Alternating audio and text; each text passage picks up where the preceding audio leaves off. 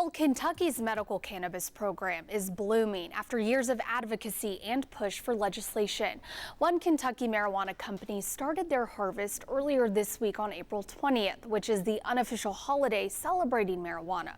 Reporter Megan Mannering tells us how this harvest is creating more medicine for patients.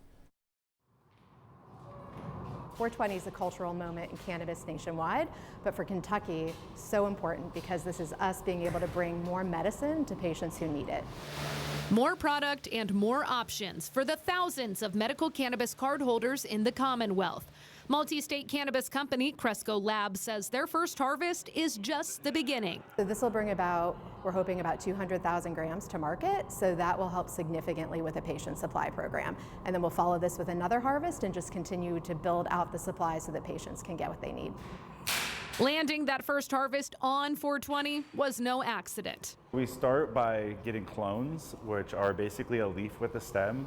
They root for about 2 weeks, and once they finish their rooting process, we put them into the room where they veg out for 2 to 3 weeks. We flip them to flower, and then it's a 63-day cycle to get them from the beginning of flower to the end. And then today is that day, right? Day 64, where we cut the plant, and then we hang it upside down in the room to dry, which will take about 7 to 8 days as well. Let's get into the weeds. From this room, plants are dried, cured, and trimmed, then sent for testing before packaging and delivery to dispensaries.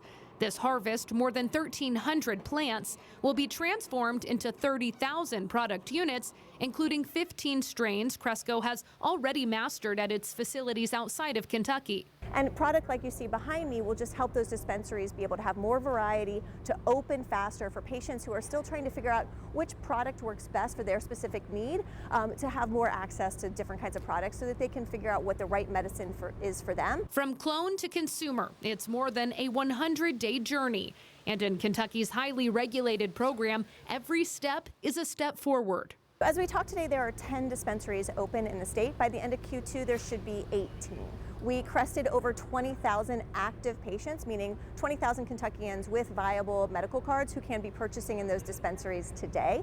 Hi everybody, happy 420. Rachel Roberts, a card holder herself, says behind every card is a person gaining better access to care with more options for their unique medical needs. Because before I would go to other states where it was legal if I wanted to access it, or I just didn't access it at all. So to be able to be in my home state, to use medicine that is grown in Kentucky by Kentuckians, that is tested here, processed here, and sold in Kentucky dispensaries, it's such a long time coming.